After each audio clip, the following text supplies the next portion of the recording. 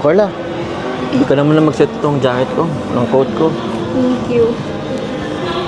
Lalamig ka ata, kanina ka pa nakaano eh. Kaya nga eh. Sobrang lamig ba? Oops. Ito. Yan. Okay na?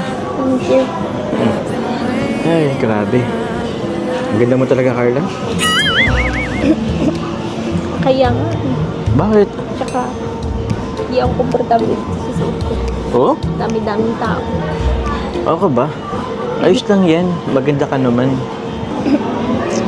Bakit? Mata. Bakit? Anong mata ko? Dapat masanay ka na. Pang ilang photoshoot na natin to. Ang dami na. Diba? Medyo nailang na naman lang ako ngayon kasi sobrang daming tao. Ah, sabagay. Pero okay naman. Ang galing nga ng ano mo kanina. Ang galing ng mga projection mo kanina sa ano eh, sa camera.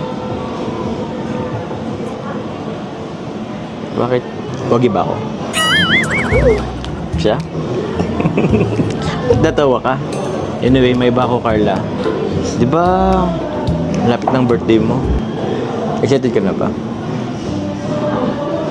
Hindi ko alam. Hindi naman ako nag-expect eh. Tsaka, 20 na ako. Nakakaya na din sa mga sponsor. Ah, eh, Ang dami na nilang ginagastos para sa akin. kaya nga eh. Kung ako lang naman is, ano na, wag na mag-celebrate. Okay, ma'am.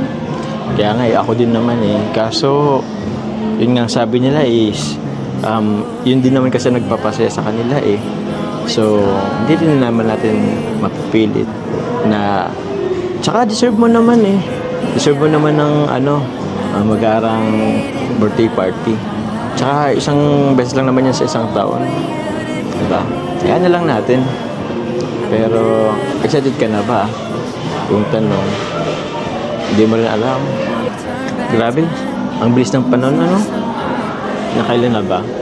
Parang magtatatlong beses na akong mag-escort sa'yo. Grabe, bilis na lang ang panahon. Alam mo dati, crush lang kita. Pero ngayon, agom na kita. Bakit? Kaya na matatawa dun. Ayaw mo ba? Ayaw mo ba? Ano na masungit. Sumit pa ako. Hindi ah. Tara na, let's go. Sa labas. Saan na tayo? Gantay na din sila ate. Sa bagay, tara na. Let's go.